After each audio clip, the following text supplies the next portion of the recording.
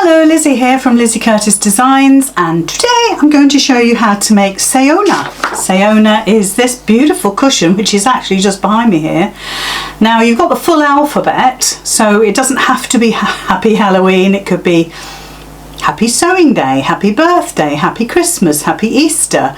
You can change the fabrics, of course you can. Obviously this is this new September pattern, so we're looking towards like autumn colours, all those gorgeous purples and greens and reds, oranges, all of those sort of things. So although I have made it in Halloween colours, you can make it in any colour you like.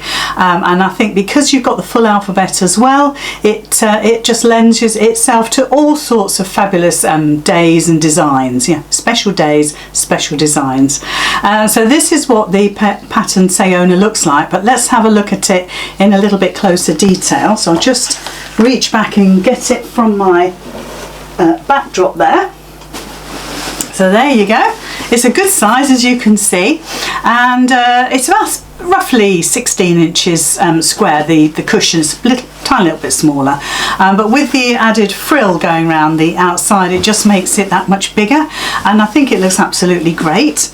You've got 4 rows of squares at the bottom and 3 rows of squares at the top.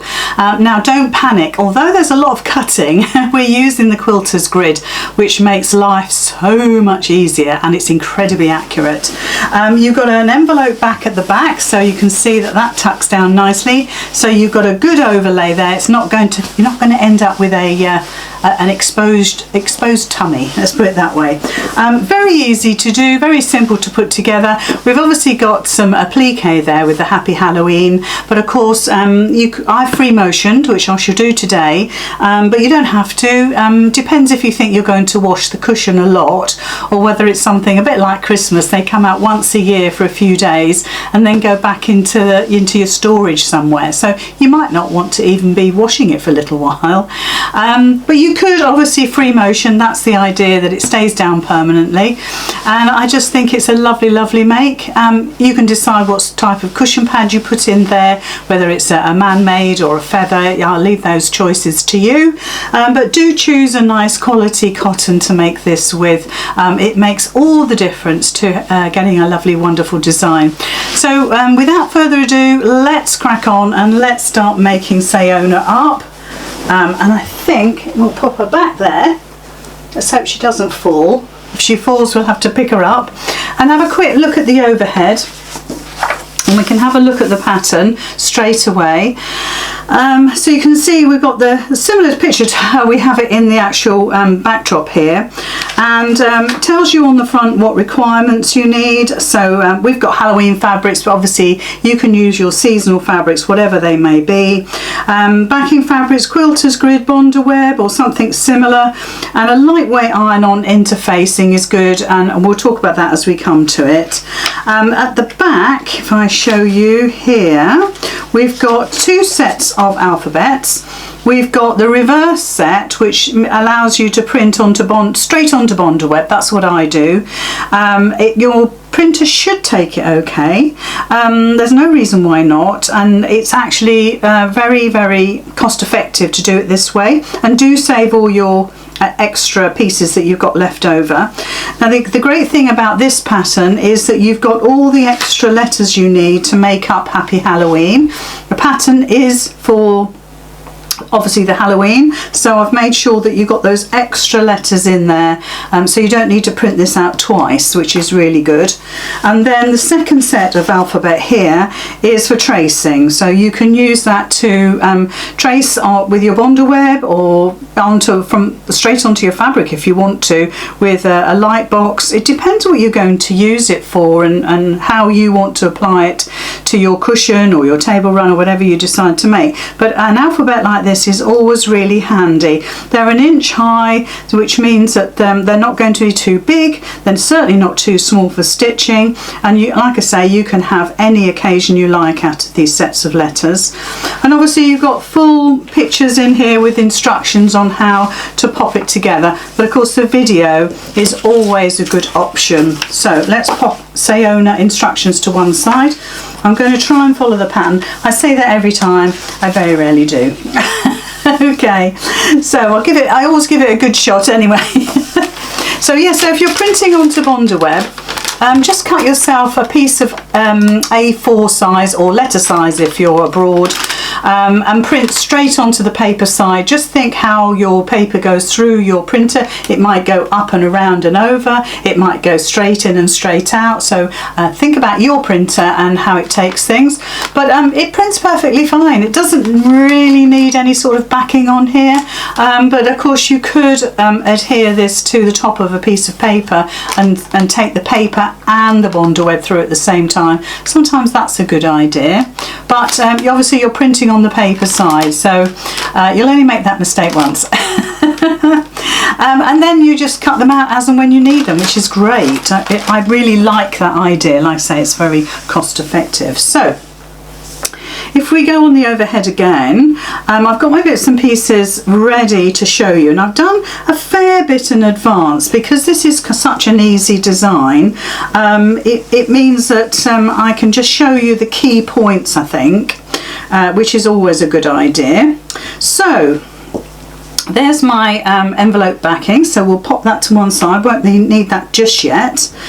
So what we've got is our quilter's grid with our squares on. Now the squares you're going to cut to a 2-inch square. It's pretty standard. With the quilter's grid you could go 1 inch. I've tried it, it's not that successful, but you could go 2-inch, 3-inch, 4-inch squares on here, and it's absolutely superb. And it doesn't matter that there's gaps here.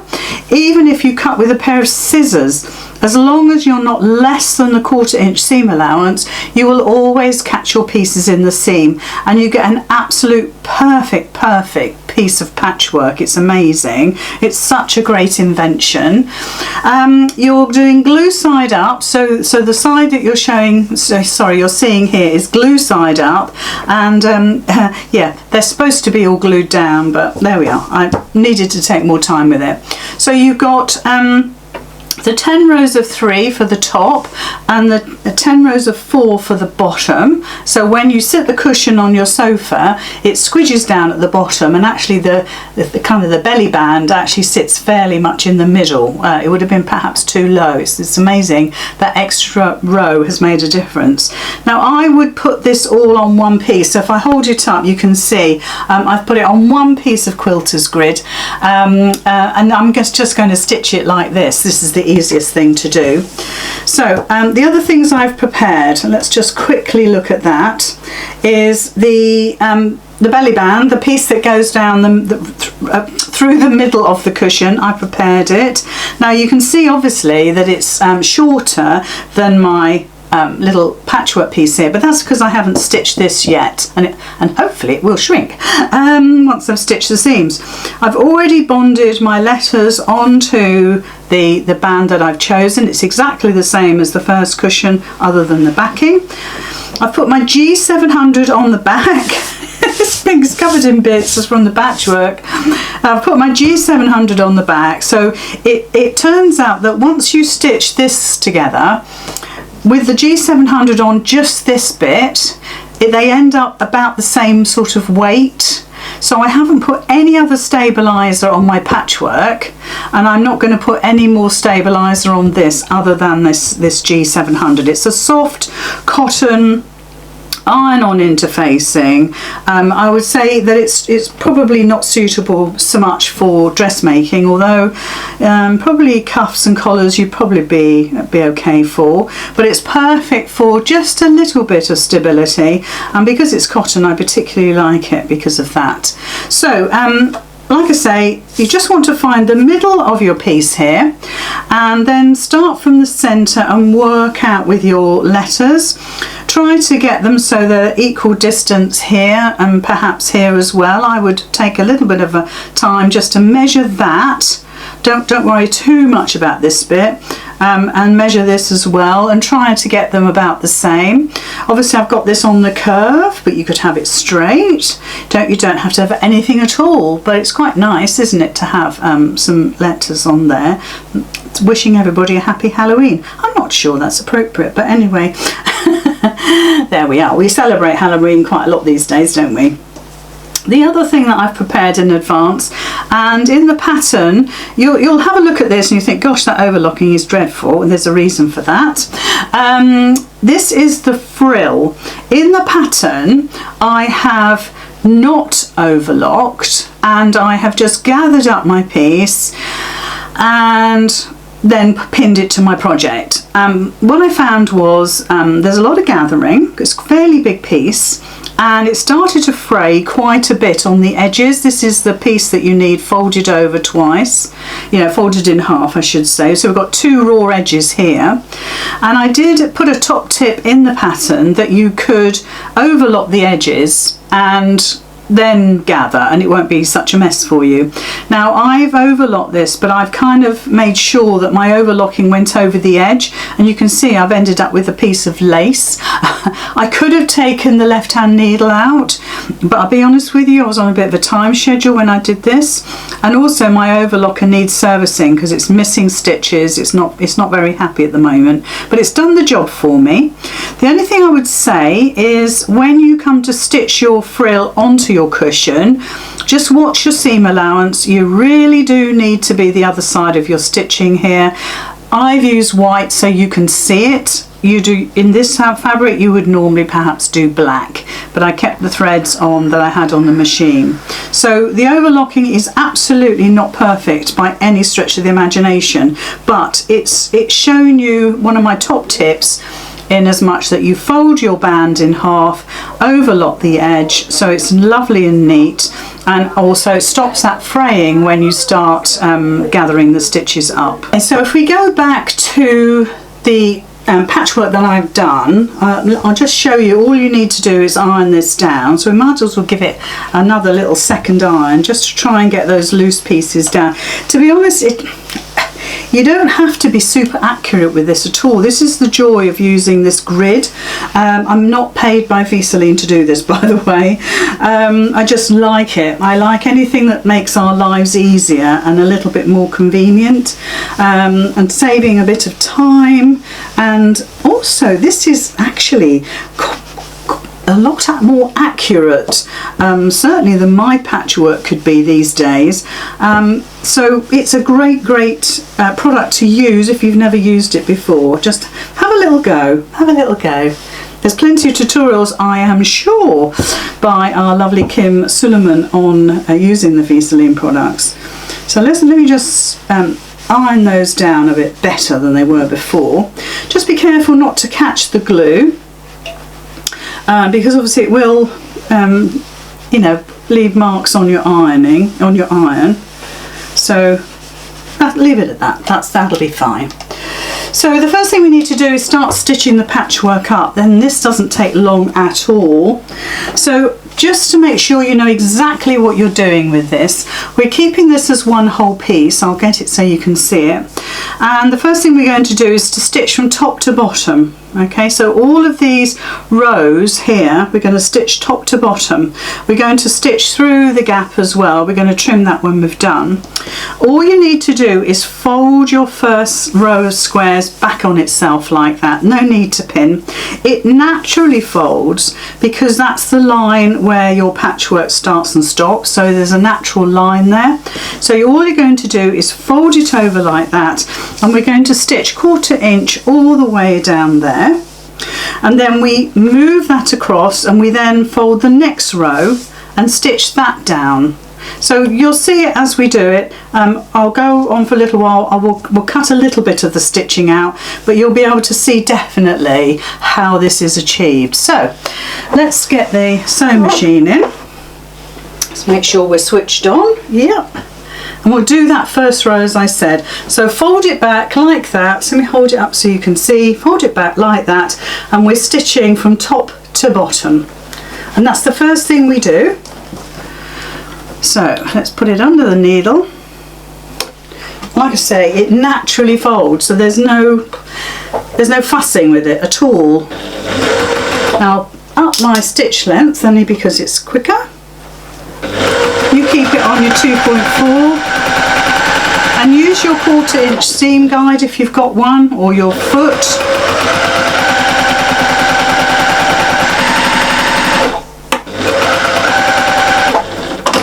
So there's the first row done. Let me show you how that looks. It doesn't look much at all, but if we look at the back, you can see we've done that first row top to bottom. So now what we're going to do is fold that second row over. So let's do that. So let's show the side camera there so you can see my first seam. So now we're going to stitch along there. So you can see it's super easy. And there's so many different projects you can make using this particular product. And assuming all your squares are ironed down, you shouldn't have any bother with this at all. So there's our second row. You see it sticks up a little bit, it's lovely. So now I'll do the third, and then I'll do all the rest and I'll come back to you. So let's do this third one. It don't take long, to be honest.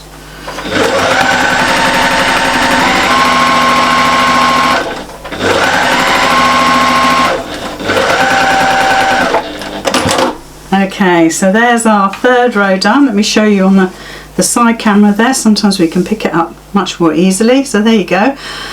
So I'm just going to continue the length of this, or the width of this, until these are all done. Then I'll show you what we do next. So I have stitched all of those seams down. You can see them there. If I turn it like this, you'll be able to catch the light. So the next stage is that we're going to stitch across horizontally, and that'll have made the patchwork, and it's really gorgeous. It's really accurate. But we need to do one last little thing. So if we look on the overhead, you can see where your squares are. So it's quite obvious where your squares are, and you need to cut in between your 2-inch squares. So you don't need to cut here or there, but you do need to cut here. Now you mustn't worry either about cutting into your stitches, because all that goes into your next seam. Okay, so don't worry. I would be careful, obviously. You don't want a 1/2 inch cut, that would ruin the whole thing, but you're just snipping, let's say, a 1/4 inch into each sort of junction, if you like. It's where the 2-inch squares cross over. You don't need to do those outsides, just the 2 in the center here and the 3 in the row of 4. So all we're doing is snipping.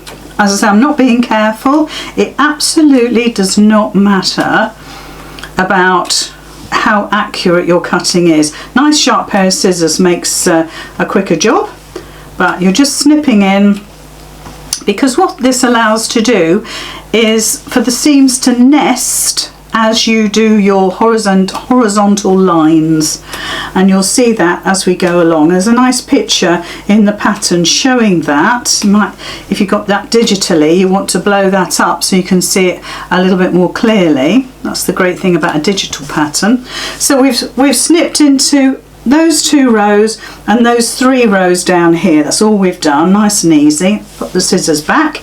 So what we're going to do now is we're going to fold this line over. Okay, so that goes back on itself. So that's the second line in, if you like. So we're ignoring all of our outside edges. We're only dealing with the ones where the 2 squares meet. So that's the first line, and the second line gets folded over. Now you can see, hopefully, if we come in just a little bit, please, John, that we are where we've snipped. It means that we can flip them a little bit and we can nest those seams, and that makes a really nice, neat finish. And you haven't got that bulk. I mean, it's not too bad anyway, but it just means that you're spreading the load, if you like. All you need to do is make sure that you're not twisting the seams on the second row, so keeping everything straight and just nesting everything. So what I like to do is to keep this fabric uppermost, and then I can see which way my seams go. So a 1/4 inch seam allowance again, and they nest naturally. I don't have to do a thing about it other than just push it over. It's brilliant, really good. Just caught a little one there, but it's no bother. And like I say, with the snips, well, you're covering those up now. You're encompassing that into the seam allowance. So let's have a little look. Put it on the side so you can see that's my horizontal lines now. You can see how they're nesting. Let me just flip it so you can see, like that. It's great, isn't it? And then the second row, as long as you make sure that that row here, that this seam here lays in the same direction, you can just flip that first one, you know that one's correct, and then this whole seam across here can be folded down and you're good to go on the next seam. So let's just do that. So make sure I've got that first one done okay. So I know that this row, this one is coming down, and that's the same all the way along.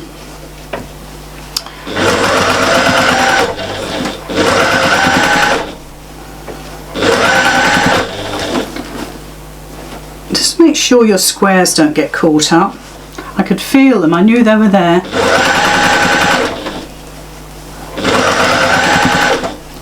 Like I say, use your 1/4 inch foot so you maintain accuracy. It's always good to do that. Okay, all the way along.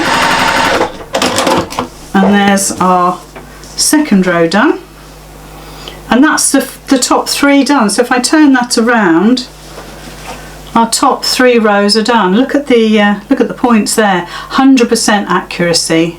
I don't mind saying it, and it's not me. So now I'm going to do the other 4 rows. I'll be back to you in a sec. So I have stitched the whole piece now. It didn't take long at all, and it just makes such a lovely job. Now you can see it needs an iron, so I'm going to take it away and give it an iron. But if we have a look on the overhead, you can see what that looks like. So you can see we've got 3 rows of stitching for the bottom. Let's do it so it's the right way around for you. So these are the top 3, these are the bottom 4. Obviously it's shrunk in size a lot now, and if I spread that out you can see what it looks like.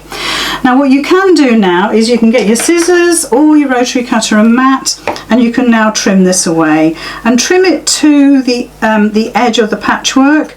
It's the stabilizer, if you like, is there just to make life a little bit easier for you, but now you can trim it away. If you wanted to, you could put the 3 and the 4 blocks together, but you might get confused as to where the seams are going to be. So just take a minute now just to trim all this away. You don't need it anymore. It's served its purpose. We don't need the glue, and we certainly don't need the quilters grid. So let's just finish snipping this away, and then I'll take it over to the iron, give it a good press,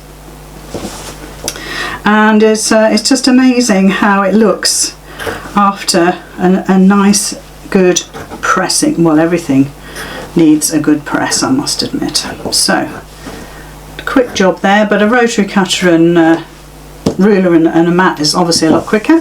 So there's our block of 4. So you can decide which way around. Maybe it goes this way. I suppose it depends with directional fabric. I mean, my spiders are both ways, my ghosties are both ways, so it doesn't really matter. But if you've got directional fabric, just keep an eye on that. So I'm going to take this away now and get it lovely and pressed, and I'll come back to you. So now we've completed all the patchwork, we're ready to do that centre band with the applique on. So if we have a look on the overhead, now it's lovely and pressed. You can see it lays beautifully on the back. That's how it looks. If you wanted to, you could open up these long seams, but because we're not quilting this, I really wouldn't bother. I just leave it as it is. If you were quilting, maybe you would open those seams up and lay that seam flat either side, and that distributes the thickness. But it's still very flexible and light. It's not heavy or stiff like you perhaps think it would be, and it sits perfectly then with the G700 on the back of the band. So this is going to sit obviously between the 2, but first of all we need to applique these letters down. We need to stitch them down to make them perfect. So that's our next stage. So let's get the machine in. Let's set it up for free motion. And all I'm going to do is change the foot over to a free motion foot. You'll have different ways of doing this with your machine.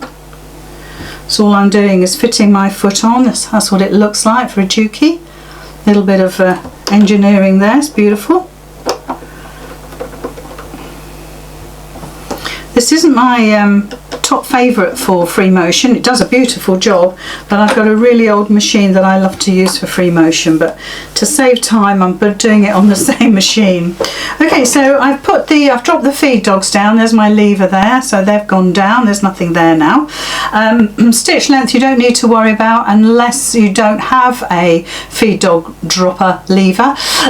If you can't drop your feed dogs, just put your stitch length on 0 and that'll be just the same, it's fine. But you do need a free motion foot. You can't do free motion without it, or darning foot, sometimes they'll call it that, whatever the manufacturers say. And I always recommend you get the free motion foot that your manufacturer of your machine makes, not a generic one. I find that to be much better.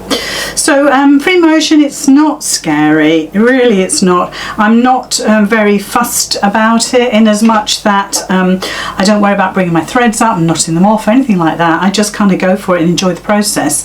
I can't remember how many times around I went. Let's have a look quickly on my cushion. I think I went round twice. Sometimes I'll go around twice, 3 times, or even once, depending on what the project is. So let's do it twice, just to be consistent. So I'll do a little bit, and then obviously I'll come back to you when it's all done. So needle down to start off with. Make sure you've got a bit of a tail so it doesn't suck the thread through. Sometimes it does that, and that's just a nuisance. Like I said, don't bring the bottom thread up. That's just what I do, rightly or wrongly. On my machine, it doesn't matter. On your machine, it may not like that, so you work it out for your machine. And then it's just a case of moving your fabric around. It's you that's controlling it. You can pop it into a hoop if you want to, make this piece a little bit bigger, or do your free motion and then cut your band out.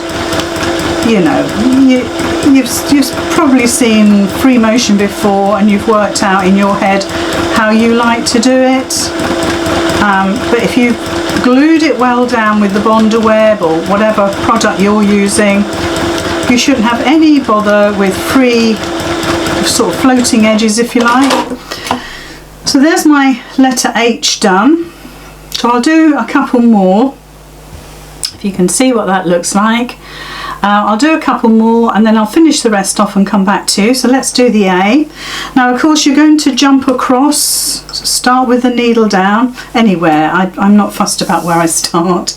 You're going to jump across to do the middle section of the A, but I just do a jump stitch and then trim it off if I notice. Usually I don't even notice. So let's just do that. I'll stick to my 2 rounds. I've just stitched over the tail of my thread, but that's okay. If I cut it, it'll just come away, so I'm not worried. It might be something that you're really, you're really anxious about, the tail of your thread. We'll just hold it to one side. So there we are, so that's that one done. See how quick and easy it is?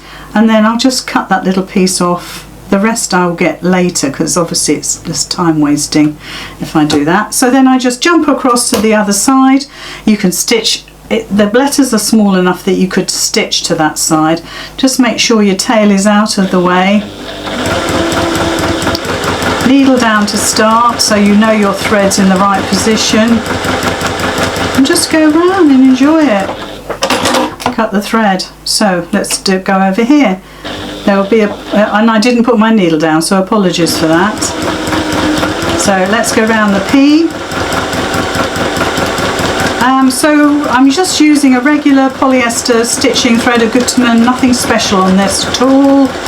And I've got the same thread in the bobbin. If I was to use a metallic, you could use silver or something like that, it would look gorgeous. Then you could have a contrasting polyester thread or cotton thread in the bobbin. I have on occasions used a metallic thread in my bobbin, but very rarely. There we go, so that's the P done. So you can see it happens real quick. You just got to relax with it, just relax with it. And as long as you've got the backing on that we did with the G700, then it's got all the stabilizer it needs, it's fine. So if I bring that in, I've done HAP. Okay, I'll go ahead and finish the rest off and I'll come back to you in a moment. So I have completed the free motion of my Happy Halloween. I snipped all my ends, so I'll just get rid of those. There we go. So it doesn't look any different from where you're sitting, but if I was to turn it around, you can see my stitching on the back. Like I say, you don't have to do that. I would suggest if you're going to wash the cushion, then you do. But if you're just going to have it out once or twice a year, maybe once a year, then you don't need to, but it's a good thing to do. Okay, so if we look at the overhead again, what we're going to do now is to sew our patchwork pieces onto our band. So like I say, work out which way you want this to go. I don't think it really matters with mine because it's non-directional really, it's all over the place. So all we're going to do is flip this over and stitch that all the way along there, and it's obviously right sides together. You're going from this side to that side, and you're going to join the two, and then what we're going to do is to join this one on this side. So right sides together, you're stitching all the way across, so you join those bands together. So let's do that. Just make sure you got it on the right way. So the top row is the 3, and if you want to, you can pin this. Okay, so I've put my regular foot back on again. I've put my feed dogs up. My stitch length, I'll turn down a little bit. It was on 3 for when I did the patchwork, so I've taken it down to about 2.7, 2.8, and then we're just going to stitch all the way along. 1/4-inch seam allowance. Just make sure that you've got them so they fit. All the measurements are in the pattern. Just make sure all the raw edges are sitting together. Okay. I'll do a little back stitch there just to make sure. So there's our top row on. That's what it looks like. So now we'll attach the bottom row. Again, with my fabrics, it doesn't matter what's upside down and what's wrong way around, but you might want to check that before you stitch it on. Okay, so all the way along.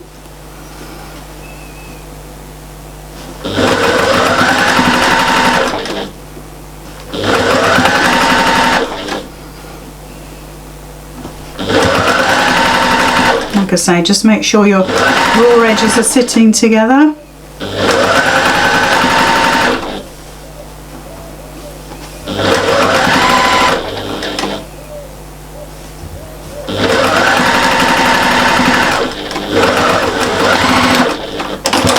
Okay, so there's our bottom piece attached now.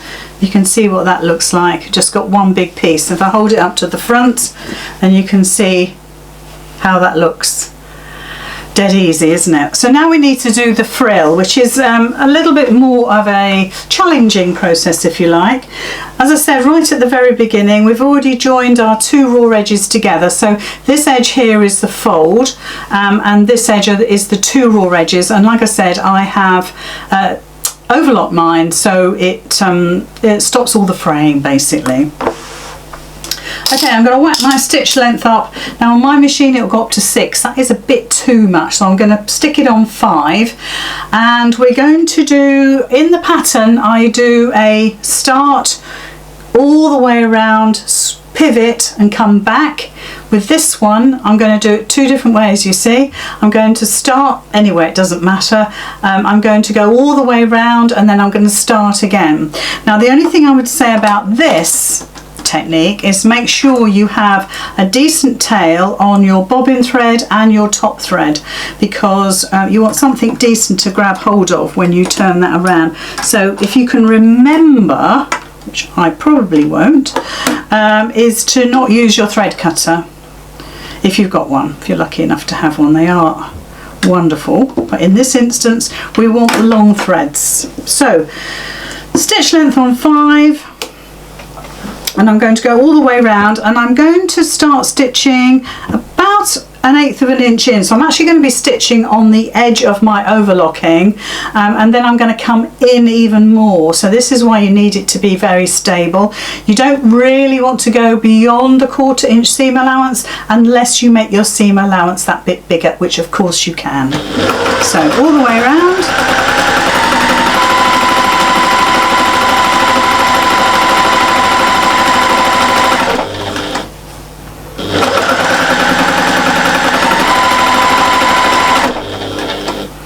Just look out for where you started.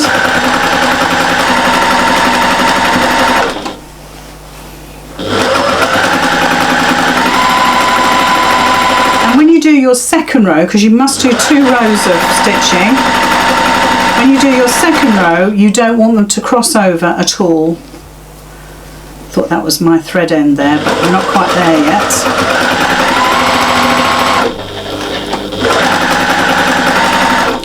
Yeah, if you cross your row of stitching over, you won't be able to gather it up. Here's somewhere, I've got it. Okay, so I'm trying not to push my foot control down, which cuts the threads. So long threads, I'll use my scissors. Okay, so we've got 2 ends here now, difficult to see. Let me show you on the side camera. I've got 2 ends, so this is where I've just finished this pair of threads here. Oops. And then I've got another pair here, and so I'm going to start stitching just beside it.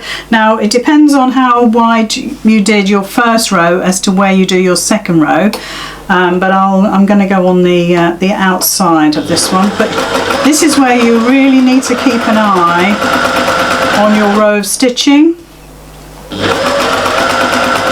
because you don't want them to cross over. So you might find a contrasting thread useful, because you can always take these stitches out. Once you've stitched this onto your cushion, you can take the gathering stitches out. So maybe use, in this instance, a white or a red, something that's going to really show up. I'm just keeping an eye on my row.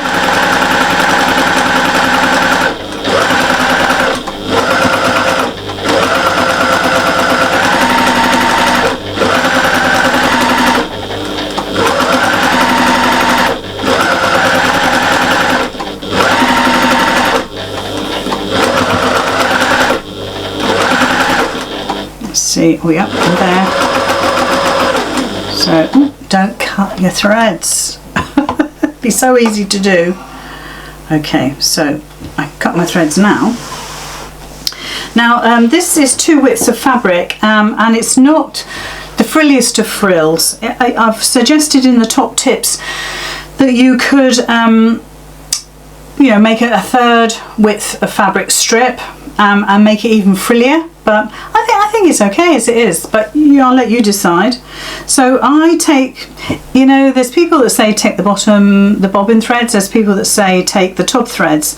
The bobbin thread is the one that comes up and down like that, so I figure I always take the top thread, because the top thread really is the one that's just getting caught, so it doesn't matter. And to be honest, I've done both and never really thought about it, but there is hard and fast rules, so they tell me, about which threads that you should gather with. So I'm picking up my top threads only, so it's difficult to see, but I've got 2 top threads because I've done 2 rows of where I ended, and 2 top threads of where I started, and then underneath you should have the corresponding 4 bobbin threads, but we're ignoring them completely. We're just grabbing hold of the top 4 threads. So it's 2 ends, 2 threads at each end, yeah? Does that make sense?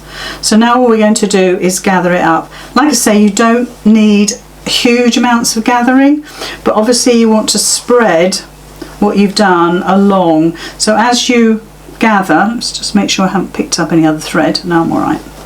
As you gather, just move that stitching along, and this is where you'll find out if you have crossed over your stitching lines because it just won't gather. So you'll just have to use the top, the first lot of stitching rather than the 2 halves. So okay, so this is going to take me a moment to do this, but you can see what I'm doing. I'm just literally, I've got the threads here, and these threads get longer and longer and longer because we're pulling them through.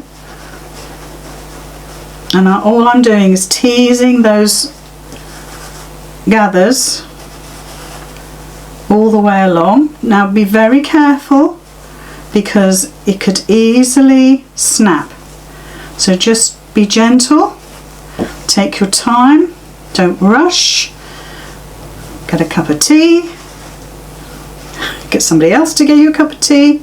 Hold on to your threads. You can see I've got them tightly in my right hand, pulling with my left hand. You may do the other way around.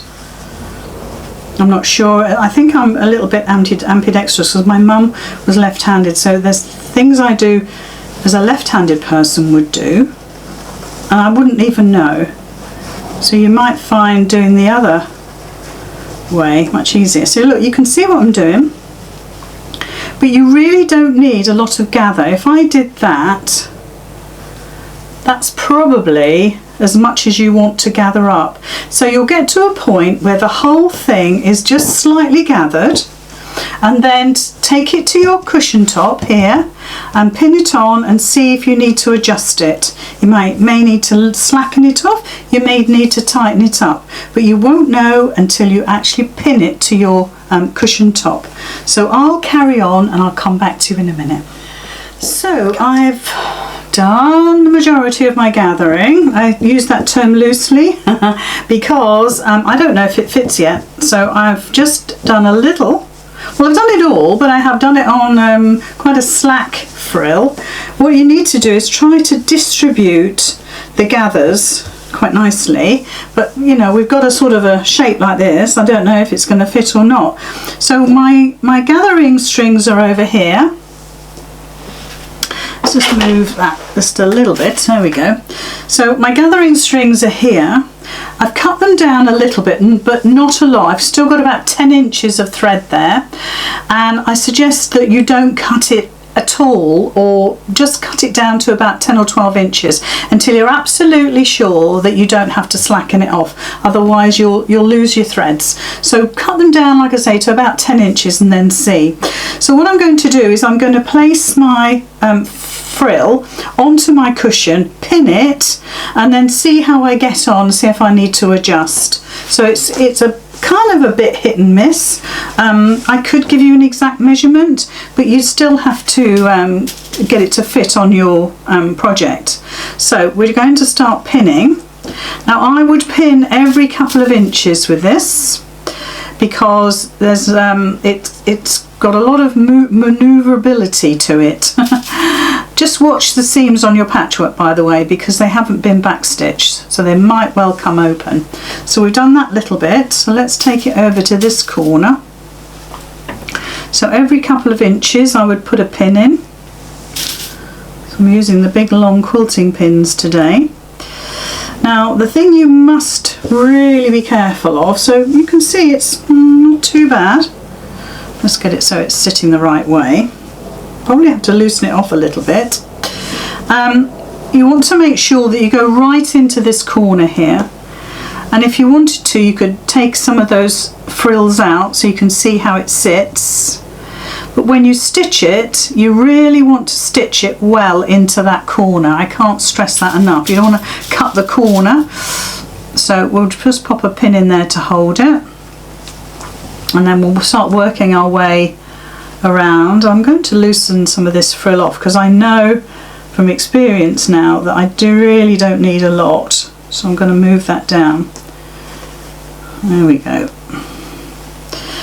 And I've never ever done gathering any other way than this.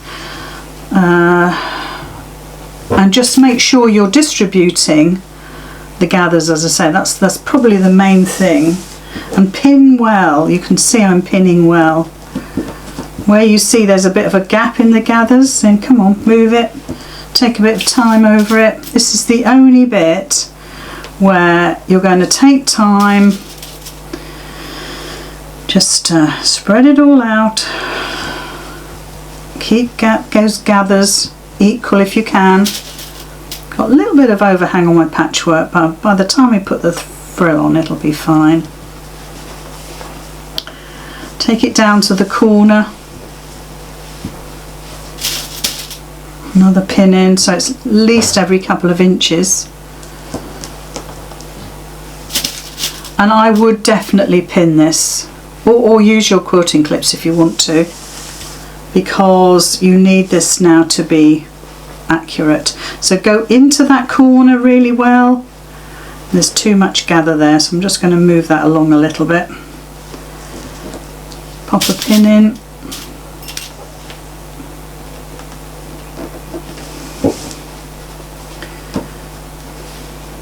Keep adjusting. I've got my threads here, look. So it might well be that I need to tighten those a bit. So if I do that,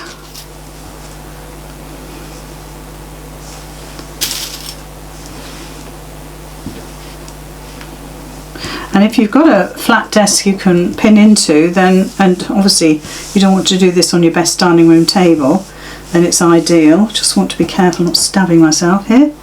So let's pop that into the corner, and then we're coming around, spread those the frills out, the gathers, and you can adjust as you stitch as well.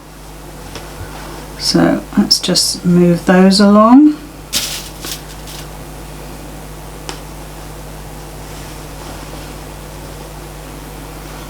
So you can see it doesn't need to be really tight, but you could add another length of fabric, it's the full width, if you wanted it more frilly.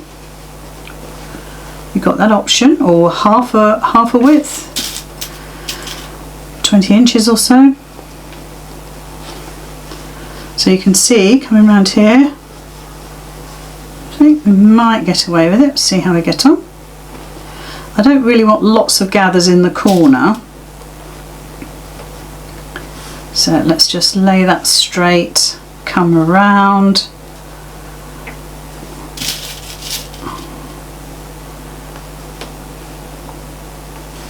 Okay, so you can see I've got a bit of work to do. So I don't want to have this as straight, because it will fit if I pull it. Look, it will fit. So what I need to do, can you see that that's practically straight there, there's no curl there. So what I need to do is just to move some of these gathers along and around, just to make sure that I have a bit of gather here. So I'll just take it probably from this corner here and just move it along. So I'll do that and come back to you, because I'm going to have to unpin and redo that bit. So I have put the frill on, I've moved some of those gathers around, I think I've equally distributed them. That's as best as I think I'm going to do today anyway. And then all we're going to do is top stitch this, baste it if you like, onto the cushion front, so those gathers are stable. I would definitely wouldn't stitch this with the back on, I would do this bit first and then put the back on. So let's get the machine in. So we're going for a good 1/4 inch. It doesn't matter where I start. You could start where you've started and stopped your gathers if you wanted to, as long as you're confident that your gathers are equally distributed. So well, we could do that anyway. So, and make sure all those threads are out of the way, just in case you need to adjust. So let's get this in. And this is where you might need your pokey tool for the corners, and I like to use it anyway just to hold the fabric. Ooh, let's turn the stitch length down. So a nice 1/4 inch. It's possible that I'll see my overlocking, but I'll try not to. Plus we've got the back to put on yet and as well, so just try and keep that all neat. So right into the corner and then pivot. Let's move my bits and pieces out of the way. Everything goes flying. Right, so let's come up this side.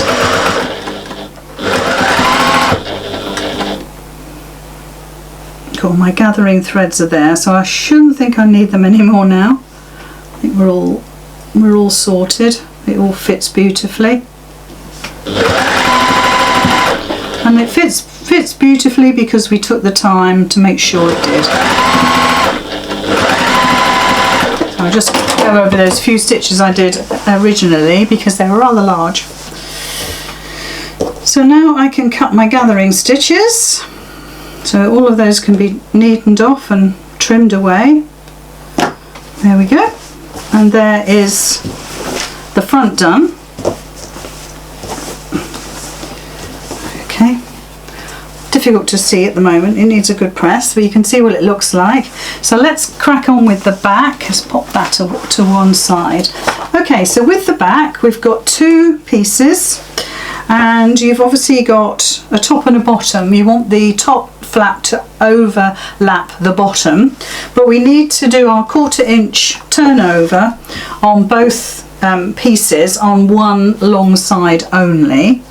So you're just turning once, you're turning again, and you're just top stitching.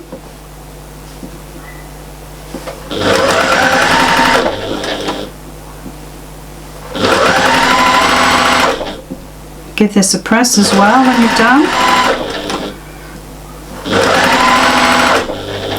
Obviously you can iron this before, I'm doing this as I go, just turning as I go and stitching, but you might not be that confident, so do iron each piece. So there's one half done, so let's do the other half. So you're turning 1/4 inch, then 1/4 inch again.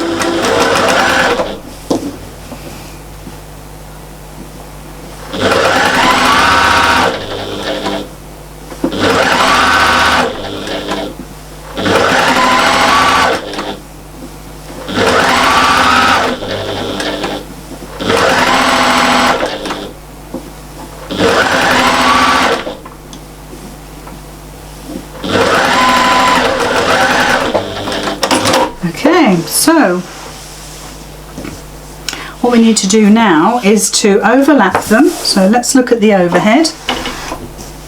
Overlap them like that. So this will be your top piece because it's overlapping the bottom piece. What we want to do is to make sure that this square that we've made fits the actual cushion itself, and it's right sized together normally, but for this moment, for this particular technique, let's just get that out of the way. I'm just going to tuck my frill in, and you can measure this. It doesn't have to be done the way I've done it. So this will go edge to edge here, so I'm just making sure that my top fits there,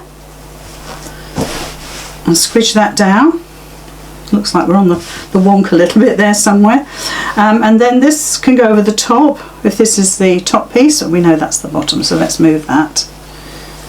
Make sure it fits on the bottom. We're only interested in the top and bottom row, so as long as this piece here fits that piece there, then I'm happy. This comes over, and I'm going to pin that in place. So I'm going to pin those two layers in place, and of course you can measure this to the measurements that are in the pattern. It tells you exactly what size square that you need to create, but sometimes, you know, with seam allowances and stitching, things can change, so I tend to do it with the actual project. So now I've got my two pieces together, so if we turn it around, that's given me my square, and there's my overlap. So I've just got to make sure that this is the top edge, and I put the top edge onto the top edge of my cushion. But what I am going to do is I'm going to baste these pieces together, then I don't have to worry about them anymore. So let's just bring the machine in. Make sure they're sitting flat. and you're basting about 1/8 of an inch in.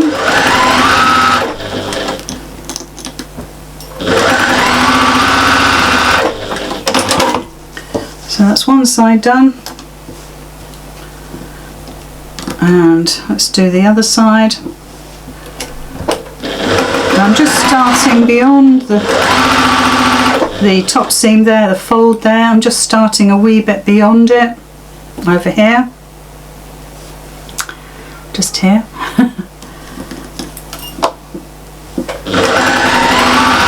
And I'm finishing 1/2 inch or so the other side. So if I was to turn that over, let's have a look on the overhead. You can see what that looks like. You can see that I've done that basting there. Could do with the press, I have to say. Okay, so now what we're going to do is right sides together. So again, I really want you to watch your frills, your gathers. Make sure that they're all sitting inside. If you want to pin, but don't forget to take the pins out before you turn it through.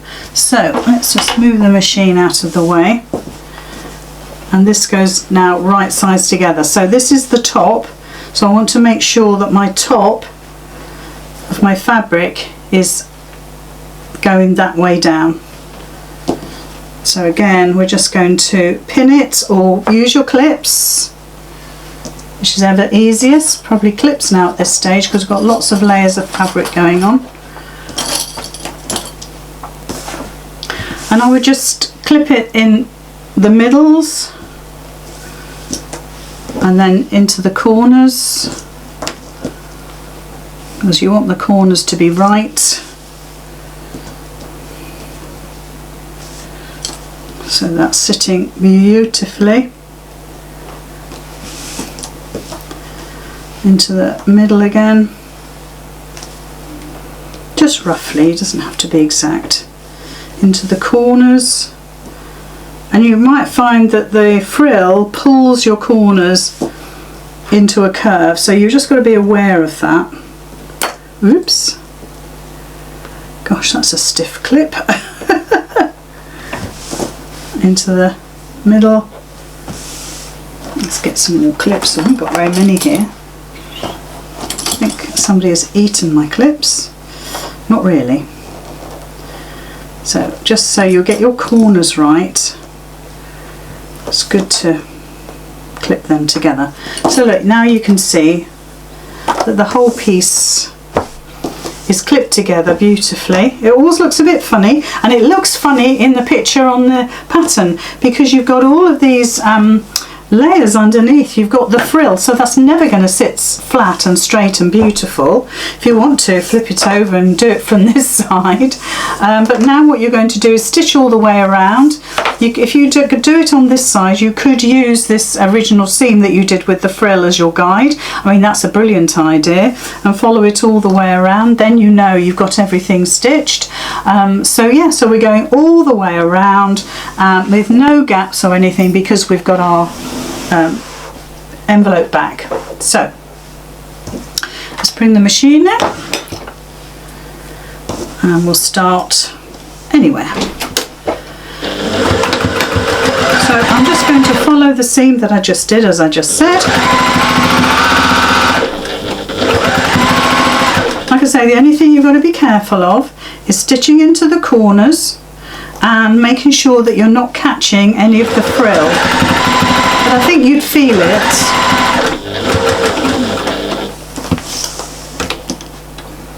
Because we've used the clips, everything is already in place beautifully.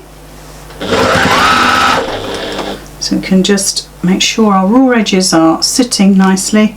Just make sure that frill doesn't want to fold or twist. There's lots of layers going on now, so you might want to use a walking foot.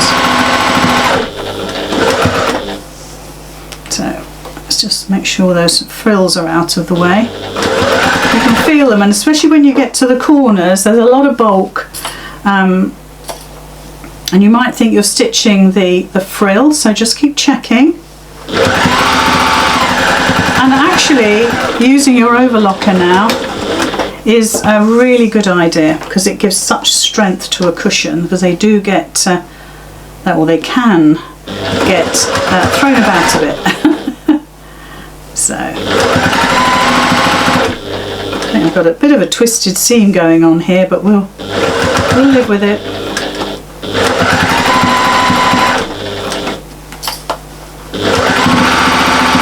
So you can see it's very easy to put together.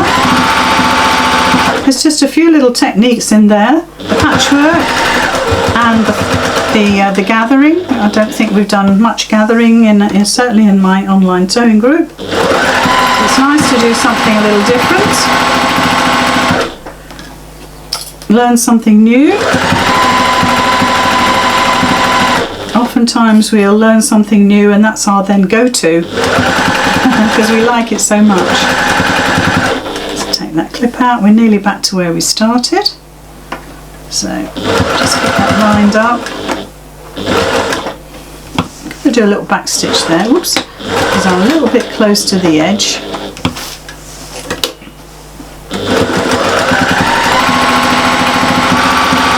So back to where we started. Super. So that's now all done. It's all stitched, you can see, and that's the back of it. Needs a good press. So we'll just keep pulling those corners out because they're the ones it's the frills that will pull them out quite nicely actually. And then it just needs a really good press. Oh, it looks lovely, and a great match with the one I've done. Well, it's identical. Okay, so let's have a look from the front. What I'll do is I'll show you this and then I will go and press it, and then I'll put a cushion in, come back and you can see what it looks like. It won't look that much different, but there we are. That's our second one done. So I'm going to go away now and give that a good press. I'll be back in a minute.